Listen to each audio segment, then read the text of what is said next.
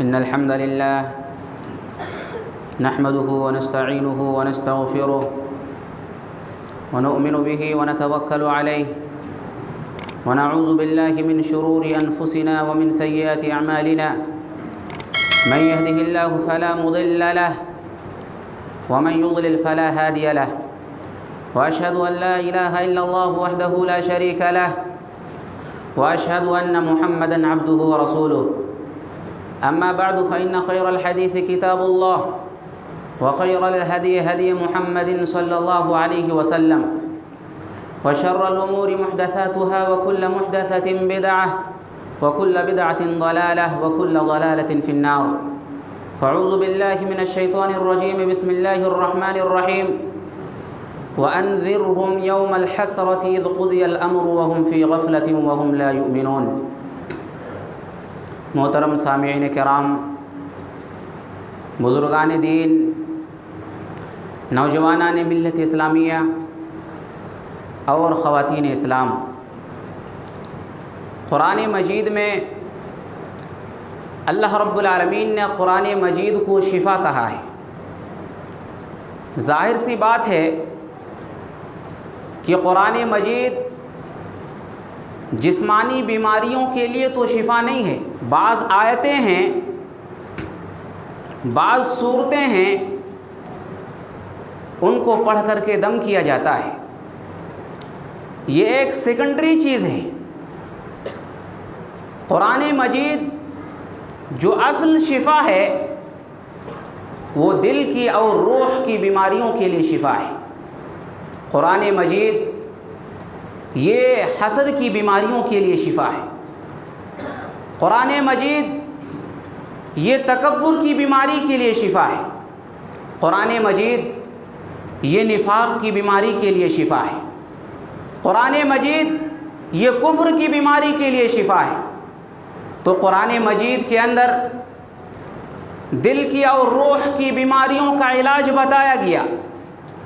انہی بیماریوں میں سے ایک بہت ہی خطرناک بیماری ہے غفلت کی بیماری۔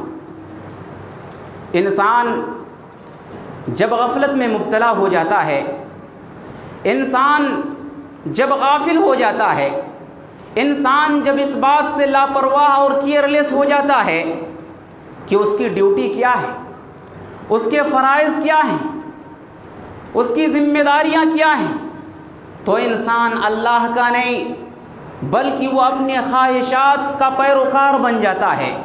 آج جمعہ کا دن ہے، اگر آپ نے سورہ کہف کی تلاوت کی ہوگی تو یہ آیت کریم آپ کے سامنے سے گزری ہوگی۔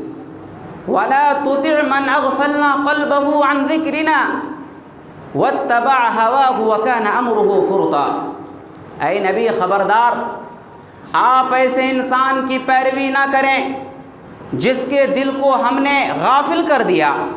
جب ہم نے اس کے دل کو غافل کر دیا، وَاتَّبَعَ هَوَاهُ، اس نے اپنے خواہشوں کی پیروی کی، وَكَانَ أَمْرُهُ فُرُطًا، اور اس نے ہر معاملے میں حد سے تجاوز کیا۔ غفلت یہ بہت ہی خطرناک بیماری ہے۔ یہ دنیا کی ان قوموں کی تباہی و بربادی کا سبب ہے جنہیں اللہ رب العالمین نے ہلاک و برباد کر دیا۔ مثال کے طور پر آل فرعون ہیں، فرعون کے ساتھی ہیں، فرعون کے حواری مواری ہیں، ان کا انجام ہم جانتے ہیں۔ اللہ رب العالمین نے ان کو دریا میں غرق کر دیا، اللہ نے ان کو سمندر کے اندر ڈبو دیا۔ اللہ نے ان کو سمندر کے اندر کیوں ڈبویا؟ اللہ رب العالمین نے سورہ اعراف کے اندر اس کا جواب دیا۔ اللہ نے فرمایا فَانْتَقَمْنَا مِنْهُمْ فَأَغْرَقْنَاهُمْ فِي الْيَمِّ بِأَنَّهُمْ كَذَّبُوا بِآيَاتِنَا وَكَانُوا عَنْهَا غَافِلِينَ۔ ہم نے فرعون کو، فرعون کے ساتھیوں کو، فرعون کے حواری مواریوں کو اس لیے سمندر کے اندر غرق کر دیا، اس لیے سمندر کے اندر ڈبو دیا کہ وہ غافل تھے۔ حضرات، یہ غفلت بہت ہی خطرناک بیماری ہے۔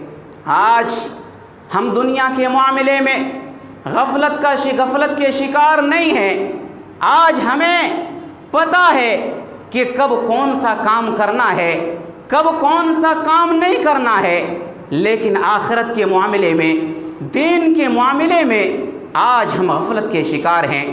ایک موٹی سی مثال سے سمجھ لیں، ایک طالب علم ہے، ایک اسٹوڈنٹ ہے، پڑھائی کر رہا ہے، اس کے سر پر امتحان ہے۔ اگر اس کو پاس ہونا ہے تو وہ امتحان کی تیاری کرے گا، وہ غافل نہیں رہے گا، وہ یوں ہی بیٹھا نہیں رہے گا، بلکہ وہ امتحان کی تیاری کرے گا۔ لیکن انسان، ہائے انسان، کتنا نادان ہے انسان! انسان کو معلوم ہے کہ اس کا حساب کا وقت قریب ہے، لیکن اس کے باوجود لوگ غفلت کے شکار ہیں۔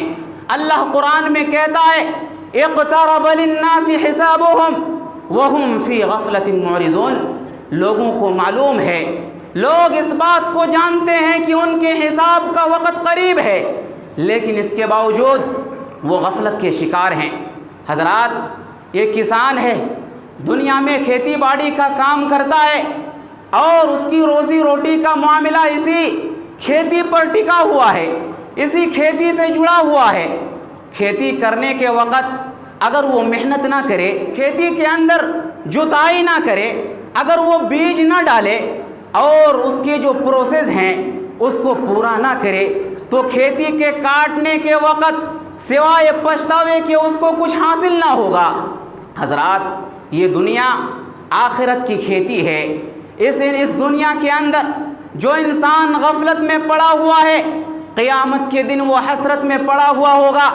اللہ قرآن مجید کے اندر سورہ مریم کے اندر کہتا ہے وَأَنذِرْهُمْ يَوْمَ الْحَسْرَةِ إِذْ قُضِيَ الْأَمْرُ وَهُمْ فِي غَفْلَةٍ وَهُمْ لَا يُؤْمِنُونَ۔ اے نبی، آپ ان لوگوں کو حسرت کے دن سے ڈرائیں، افسوس کے دن سے ڈرائیں، ایک ایسے دن سے ڈرائیں جس دن لوگ افسوس کریں گے، جس دن لوگوں کو حسرت کرنی پڑے گی۔ آپ ان لوگوں کو ڈرائیں، یہ لوگ غافل ہیں، یہ لوگ ایمان نہیں لاتے ہیں، آپ ان لوگوں کو حسرت کے دن سے ڈرائیں۔ حضرات، آج کے اس خطبہ جمعہ میں چاہتا ہوں کہ اسی غفلت کے حوالے سے 3 باتیں آپ کے سامنے رکھوں۔ سب سے پہلی بات، انسان اس دنیا کے اندر کیوں غافل ہوتا ہے؟ انسان اپنے دل و دماغ میں کیوں غفلت کو لاتا ہے؟ اس کے اسباب کیا ہیں؟ دوسری بات، اس کی علامات کیا ہیں؟ ہم کیسے سمجھیں کہ ہم غفلت کے شکار ہیں؟ اسی طرح تیسری بات، اس کا علاج کیا ہے؟ آئیے سب سے پہلے ہم سنتے ہیں کہ غفلت کی نشانی کیا ہے، غفلت کی علامت کیا ہے، ہم کیسے سمجھیں کہ ہم غافل ہو چکے ہیں، ہم غفلت میں پڑے ہوئے ہیں۔ حضرات، اگر آپ کو لگے اللہ کی اطاعت کے کاموں میں، دین کے کاموں میں آپ سے کوتاہی ہو رہی ہے، آپ سے سستی ہو رہی ہے، 5 وقتہ نمازوں کی ادائیگی میں آپ سے تقصیر ہو رہی ہے، زکوٰۃ کی ادائیگی آپ پراپر طریقے سے نہیں کر رہے ہیں، رمضان کے روزے کو آپ چھوڑ کر کے رکھتے ہیں، آپ کے اوپر حج فرض ہے لیکن اس کے باوجود آپ حج کی ادائیگی نہیں کرتے ہیں، آپ فرائض کے اندر کوتاہی کرتے ہیں، فرائض کے اندر سستی کرتے ہیں، یہ اس بات کی نشانی ہے کہ آپ کا دل غفلت میں پڑا ہوا ہے، آپ غفلت کے شکار ہیں۔ اللہ رب العالمین قرآن مجید کی سورہ نساء میں منافقین کا تذکرہ کرتے ہوئے فرماتا ہے وَإِذَا قَامُوا إِلَى الصَّلَاةِ قَامُوا كُسَالَىٰ يُرَاءُونَ النَّاسَ وَلَا يَذْكُرُونَ اللَّهَ إِلَّا قَلِيلًا۔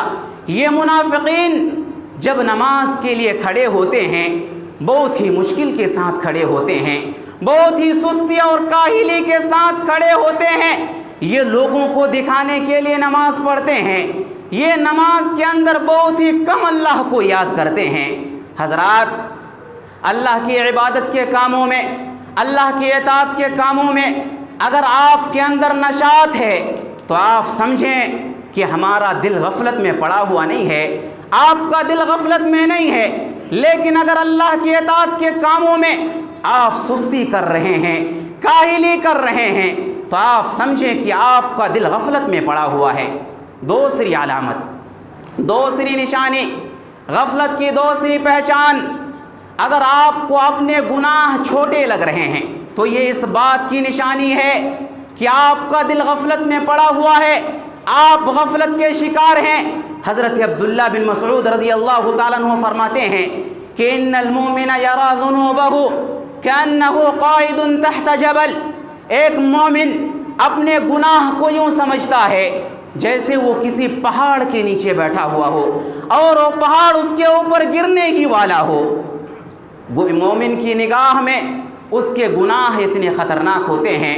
وَإِنَّ الْفَاجِرَ يَرَى ذُنُوبَهُ كَذُبَابٍ مَرَّ عَلَى أَنفِهِ، اور ایک نافرمان انسان، ایک فاسق و فاجر انسان اپنے گناہوں کو یوں سمجھتا ہے جیسے اس کی ناک پر کوئی مکھی آ کر کے بیٹھی اور اس نے ہاتھ کا اشارہ کیا اور وہ مکھی چلی گئی۔ حضرات، اگر آپ کو اپنے گناہ چھوٹے لگ رہے ہیں تو ایسی صورت میں یہ اس بات کی دلیل ہے کہ آپ کا دل غفلت میں پڑا ہوا ہے، آپ غفلت کے شکار ہیں۔ تیسری نشانی، تیسری علامت، گناہ کی محبت اگر آپ کے دل میں بسی ہوئی ہے، اگر گناہ کی محبت آپ کے دل میں بس گئی ہے، گناہ آپ کو اچھے لگ رہے ہیں، تو یہ بھی اس بات کی دلیل ہے کہ آپ غفلت کے شکار ہیں، آپ کا دل غفلت میں پڑا ہوا ہے۔ اللہ رب العالمین نے سورہ بقرہ کے اندر بنی اسرائیل کے تعلق سے ایک عجیب و غریب بات کہی ہے۔ حضرت موسیٰ علیہ السلام کوہ طور پر گئے، 40 دن کے لیے گئے، 40 راتوں کے لیے گئے۔ اسی درمیان بنی اسرائیل نے اللہ کو چھوڑ کر کے بچڑے کو معبود بنا لیا۔ حضرت موسیٰ علیہ السلام لوٹے، بہت غصہ ہوئے، بہت ناراض ہوئے، یہ سارا معاملہ ہوا۔ یہاں پر اللہ رب العالمین نے ایک بات کہی، اللہ نے فرمایا وَأُشْرِبُوا فِي قُلُوبِهِمُ الْعِجْلَ، بنی اسرائیل کے دلوں میں بچڑے کی محبت ڈال دی گئی۔ اللہ رب العالمین نے یہاں پر جو لفظ استعمال کیا کہ وَأُشْرِبُوا کا مطلب کیا ہوتا ہے؟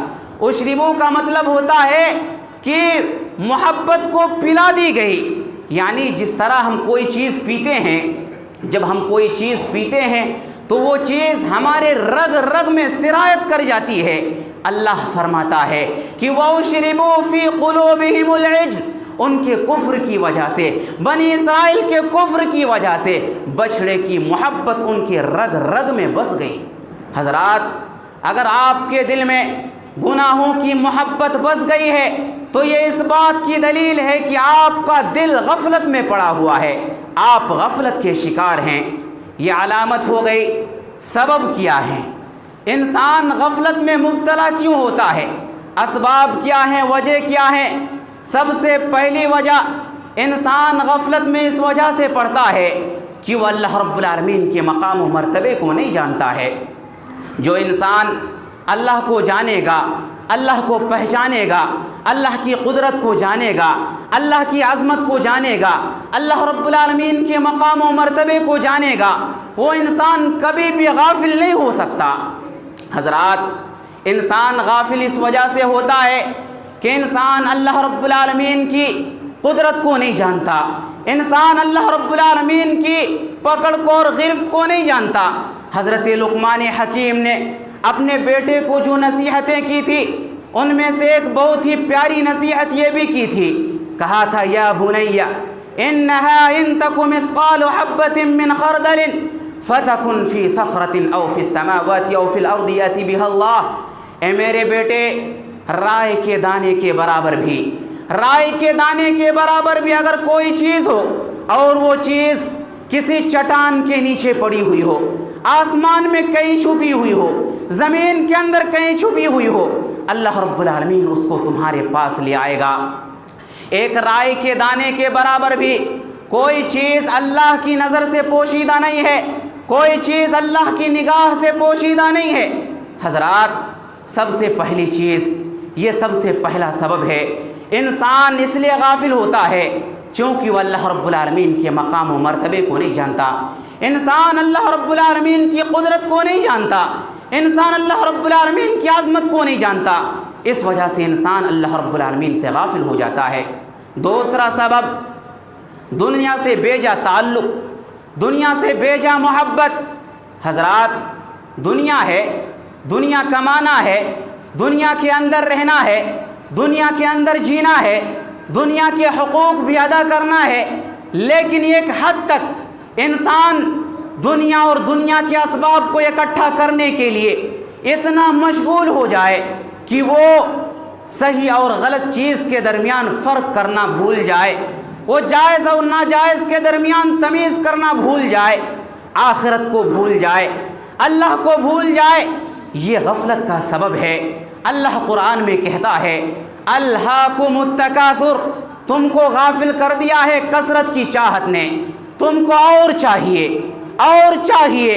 حضرات، اگر انسان کے اندر قناعت کی صفت پیدا ہو جائے تو انسان ایک حد تک جانے کے بعد انسان کہے گا کہ ارے ہم کھا رہے ہیں، پی رہے ہیں، اچھی طریقے سے زندگی گزار رہے ہیں، بس ہے۔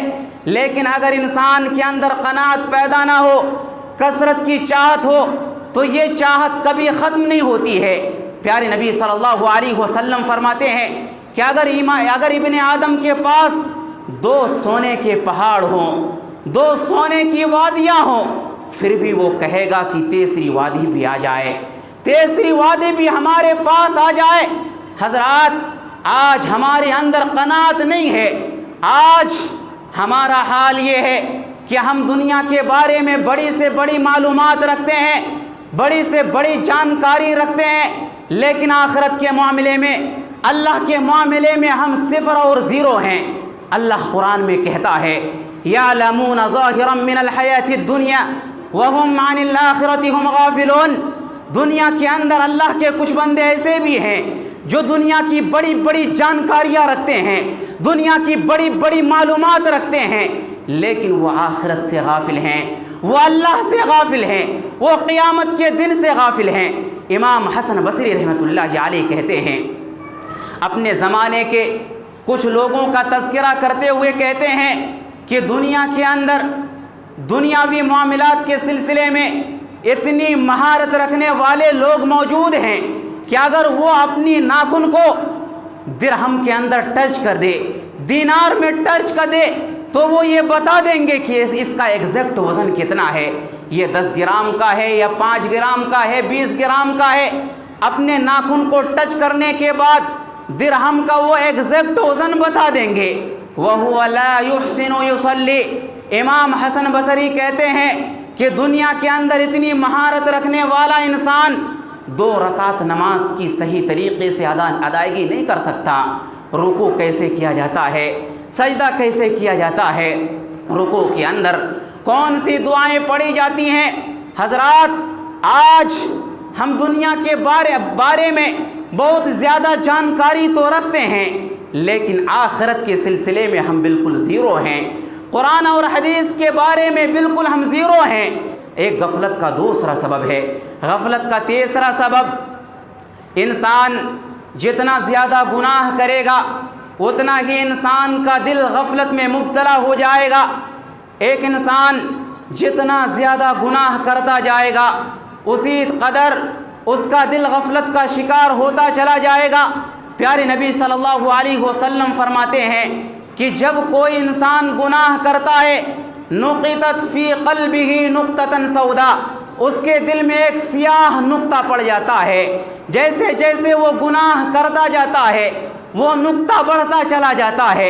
اگر وہ توبہ کر لیتا ہے وہ نقطہ ختم ہو جاتا ہے، لیکن اگر وہ توبہ نہیں کرتا، گناہ پر گناہ کرتا جاتا ہے، وہ نقطہ بڑھتا چلا جاتا ہے، وہ دھبا بڑھتا چلا جاتا ہے، یہاں تک کہ یہ دھبا اس کے پورے دل کے اوپر چھا جاتا ہے۔ تو حضرات، گناہ کی کثرت انسان کو غفلت کا شکار بنا دیتی ہے۔ حضرات، چوتھا سبب، بری صحبت۔ آپ ایسے لوگوں کے ساتھ اٹھتے ہیں، بیٹھتے ہیں جو خود غفلت کے شکار ہیں، جو خود دین سے دور ہیں۔ ظاہر سی بات ہے، اگر آپ ایسے لوگوں کے ساتھ اٹھیں گے، بیٹھیں گے، وہ بھی آپ کو غفلت کے اندر مبتلا کر دیں گے، وہ بھی آپ کو غفلت کا شکار بنا دیں گے۔ اللہ رب العالمین سورہ فرقان کے اندر ارشاد فرماتا ہے یوم یعض الظالم علی یدیہ یقول یا لیتنی اتخذت مع الرسول سبیلا۔ ظالم لوگ کل قیامت کے دن افسوس کریں گے، کہیں گے کاش ہم نے رسول کے راستے کو اختیار کیا ہوتا۔ یا ویلتا لیتنی لم اتخذ فلانا خلیلا، کاش میں نے فلاں انسان کو اپنا دوست نہ بنایا ہوتا۔ لقد اضلنی عن الذکر بعد اذ جاءنی، اس نے تو مجھے اللہ کے ذکر سے غافل کر دیا، اس نے تو مجھے اللہ سے دور کر دیا۔ حضرات، یہ بری صحبت، یہ بری سنگت انسان کو لے ڈوبتی ہے۔ حضرات، آپ نے جانا کہ اسباب کیا ہیں، علامات کیا ہیں، اسباب کیا ہیں۔ اب آئیے سنتے ہیں غفلت کا علاج کیا ہے، ہم غفلت سے کیسے بچ سکتے ہیں، غفلت سے ہم کیسے اپنے آپ کو نجات دلا سکتے ہیں۔ سب سے پہلا علاج، آپ اللہ رب العالمین کو کثرت کے ساتھ یاد کریں۔ صبح و شام کے جو اذکار ہیں، آپ ان اذکار کا ورد کریں، آپ صبح و شام کی دعاؤں کو کثرت کے ساتھ پڑھیں، یہ آپ کو غافل نہیں ہونے دیں گے۔ اللہ رب العالمین سورہ اعراف کے اندر ارشاد فرماتا ہے وَاذْكُرْ رَبَّكَ فِي نَفْسِكَ تَضَرُّعًا وَخِيفَةً وَدُونَ الْجَهْرِ مِنَ الْقَوْلِ بِالْغُدُوِّ وَالْآصَالِ۔ اللہ رب العالمین کہتا ہے کہ آپ اپنے رب کو یاد کریں، آپ اپنے رب کو یاد کریں تضرع کے ساتھ، گڑ گڑا کر کے آپ اپنے رب کو یاد کریں۔ صبح و شام آپ اپنے رب کو یاد کریں، بآواز بلند نہیں بلکہ آہستہ آواز سے آپ اپنے رب کو یاد کریں۔ وَلَا تَكُن مِّنَ الْغَافِلِينَ، اور آپ غافلوں میں سے مت ہو جائیں، آپ غافلوں میں سے نہ ہو جائیں۔ حضرات، اگر آپ صبح و شام کے اذکار کریں گے، آپ غافلین میں سے نہیں ہو سکتے، آپ کا شمار غافلین میں سے نہیں ہو سکتا۔ آپ صبح و شام کے اذکار کا ورد کریں، آپ اپنے بچوں کو اس کا پابند بنائیں، آپ اپنے اہل و عیال کو اس کا پابند بنائیں۔ اس کا نتیجہ یہ نکلے گا کہ گھر کے اندر جو واہیات قسم کی چیزیں آ جاتی ہیں، جادو ہے، جنات ہیں، یہ ساری چیزیں جو گھر کے اندر آ جاتی ہیں، آپ اس سے بھی بچ جائیں گے۔ تو غفلت کا سب سے پہلا علاج یہ ہے کہ آپ اللہ رب العالمین کا ذکر کریں، آپ صبح و شام کے اذکار کو پڑھا کریں۔ دوسرا علاج، دینی مجلسوں میں آپ شرکت کریں، ایسی مجلسیں جہاں پر اللہ رب العالمین کا ذکر ہو رہا ہو، جہاں پر قیامت کی بات ہو رہی ہو، قرآن و حدیث کی بات ہو رہی ہو، جہاں پر آخرت کی بات ہو رہی ہو، آپ ایسی مجلسوں کے اندر شرکت کریں۔ پیارے نبی صلی اللہ علیہ وسلم فرماتے ہیں اذا مررتم بریاض الجنت فارتعوا، اے کائنات کے لوگوں، جب تم جنت کے باغیچوں کے پاس سے گزرو، جنت کے کیاریوں کے پاس سے گزرو تو اس میں چر لیا کرو، اس میں سے اپنا حصہ لے لیا کرو۔ صحابہ نے پوچھا یا رسول اللہ، یہ جنت کی کیاری کیا چیز ہے؟ پیارے نبی نے فرمایا حلق الذکر، جب تم ذکر و اذکار کی مجلسوں سے گزرو، ایسی مجلسوں کے پاس سے گزرو جہاں پر اللہ کی قدرت بیان کی جا رہی ہو، جہاں پر اللہ کی شان بیان کی جا رہی ہو، جہاں پر اللہ کی عظمت بیان کی جا رہی ہو، جہاں پر اللہ کی صفات بیان کی جا رہی ہو، آپ ایسی مجلسوں کے اندر شرکت کریں۔ یہ غفلت کا دوسرا علاج ہے۔ غفلت کا تیسرا علاج، آپ کے گھر میں قرآن مجید ہیں، مسجد کے اندر قرآن مجید کے سینکڑوں نسخے رکھے ہوئے ہیں، آپ قرآن مجید کے نسخے کو اٹھائیں اور قرآن مجید کی تلاوت کریں۔ یہ بہت ہی عظیم کتاب ہے، یہ وہ کتاب ہے جس کو پڑھ کر کے امام کائنات جناب محمد الرسول اللہ صلی اللہ علیہ وسلم رویا کرتے تھے۔ یہ وہ کتاب ہے جس کو پڑھ کر کے صحابہ کرام رویا کرتے تھے۔ یہ وہ کتاب ہے جس کو پڑھ کر کے تابعین عظام رویا کرتے تھے۔ اللہ رب العالمین قرآن مجید میں کہتا ہے اللہ نزل احسن الحدیث کتابا متشابہا مثانیہ تقشعر منہ جلود الذین یخشون ربهم ثم تلین جلودهم وقلوبهم الی ذکر اللہ۔ اللہ کہتا ہے کہ اللہ رب العالمین نے بہت ہی عظیم کتاب، بہت ہی بہترین کتاب نازل کی ہے۔ یہ ایک ایسی کتاب ہے کہ جو لوگ اللہ رب العالمین سے ڈرتے ہیں، جب وہ لوگ اس کتاب کی تلاوت کرتے ہیں تقشعر منہ جلود الذین یخشون ربہم، ان کے رونگٹے کھڑے ہو جاتے ہیں، ان کے دل کانپ جاتے ہیں۔ ثم تلین جلودہم وقلوبہم الی ذکر اللہ، یہ ایک ایسی کتاب ہے کہ جو لوگ اللہ سے ڈرتے ہیں، اگر وہ لوگ اس کتاب کی تلاوت کرتے ہیں، اگر وہ لوگ اس کتاب کو پڑھتے ہیں، تو ایسی صورت میں اس کتاب کو پڑھنے کی وجہ سے ان کا دل اللہ کے ذکر کی طرف مائل ہو جاتا ہے، ان کا ذکر اللہ کی طرف لوٹ آتا ہے، ان کا دل اللہ کی طرف مائل ہو جاتا ہے۔ تو حضرات، آپ قرآن مجید کی تلاوت کریں۔ چوتھی چیز، چوتھا علاج یہ ہے کہ آپ دنیا کی حیثیت کو جانیں، دنیا کی حقیقت کو جانیں، دنیا کی حقیقت کو پہچانیں۔ اللہ رب العالمین نے قرآن مجید کے اندر دنیا کی حقیقت کو صرف ایک جملے کے اندر بیان کیا۔ اللہ نے فرمایا وَمَا الْحَيَاةُ الدُّنْيَا إِلَّا مَتَاعُ الْغُرُورِ، دنیا محض دھوکے کا سامان ہے۔ اس دنیا کے اندر بڑے بڑے لوگ آئے اور اس دنیا سے چلے گئے۔ اس دنیا کے اندر قارون، فرعون آئے اور زمین کے اندر دفن ہو گئے۔ یہ دنیا متاع الغرور ہے، یہ دنیا محض دھوکے کا سامان ہے۔ اللہ کے پیارے نبی صلی اللہ علیہ وسلم فرماتے ہیں کہ اگر اللہ کی نظر میں، اگر اللہ کی نگاہ میں اس دنیا کی کوئی حیثیت ہوتی، اللہ رب العالمین کافر کو ایک گھونٹ پانی بھی نہیں دیتا۔ اللہ کے پاس اس دنیا کی کوئی بھی حیثیت نہیں ہے۔ اور حضرات، اہل ایمان کی شان تو یہ ہے، ہمارا معاملہ تو یہ ہے کہ ہم جب اللہ رب العالمین سے دنیا کا سوال کرتے ہیں تو ہم اللہ رب العالمین سے دنیا کا سوال نہیں کرتے، ہم دنیا کے اندر حسنہ کا سوال کرتے ہیں۔ ہم قرآن مجید کے اندر جو سب سے جامع دعا ہے، جب ہم اس کو پڑھتے ہیں، وہ دعا کیا ہے؟ ربنا آتنا فی الدنیا حسنۃ وفی الآخرۃ حسنۃ وقنا عذاب النار۔ یہ دعا ہم میں سے ہر ایک کو یاد ہے۔ اس دعا کے اندر ہم اللہ رب العالمین سے دنیا کا سوال نہیں کرتے، ہم دنیا کے اندر حسنہ کا سوال کرتے ہیں، آخرت کے اندر حسنہ کا سوال کرتے ہیں۔ یہ حسنہ کیا ہے؟ دنیا کے اندر حسنہ کیا ہے، آخرت کے اندر حسنہ کیا ہے؟ اہل علم نے لکھا ہے کہ دنیا کے اندر حسنہ کا مطلب یہ ہے کہ اللہ تو اس دنیا کے اندر ہمیں اچھے کام کرنے کی توفیق دے دے، اور آخرت کے اندر حسنہ کا مطلب یہ ہے کہ تو اچھے کاموں کا بدلہ دے دے۔ حضرات، اس دنیا کے اندر ہم دعا کرتے ہیں، اللہ سے دنیا مانگتے ہیں، تو ہم دنیا نہیں مانگتے بلکہ دنیا کے اندر حسنہ کا مطالبہ کرتے ہیں۔ حضرات، جمعہ کا دن ہے، اگر آپ نے سورہ کہف کی تلاوت کی ہوگی، اللہ رب العالمین نے سورہ کہف کے اندر اس دنیا کی بہترین انداز میں حقیقت کو واضح کیا، اس دنیا کی حیثیت کو واضح کیا۔ اللہ نے فرمایا وَإِنَّا لَجَاعِلُونَ مَا عَلَيْهَا صَعِيدًا جُرُزًا، ہم اس دنیا کی ہر چیز کو مٹی میں بدلنے والے ہیں، ہم اس دنیا کی ہر چیز کو مٹی بنانے والے ہیں۔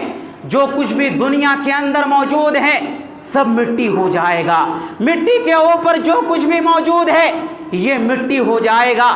اس آیت کریمہ کی تفسیر میں ایک مفسر نے بہت ہی پیارا سے جملہ لکھا ہے، کہا ہے کل ما فوق التراب تراب، کل ما فوق التراب تراب، کہ تراب کے اوپر جو کچھ بھی ہے تراب ہو جائے گا، مٹی کے اوپر جو کچھ بھی ہے مٹی ہو جائے گا۔ یہ خوبصورت چہرے، یہ خوبصورت بنگلے، یہ خوبصورت دولت، یہ ساری کی ساری چیزیں مٹی بن جائیں گی، یہ ساری کی ساری چیزیں مٹی میں مل جائیں گی۔ اس لیے حضرات، دنیا کی حقیقت کو سمجھیں اور دنیا سے اتنا ہی دل لگائیں جتنا کہ یہ دنیا لائق ہے۔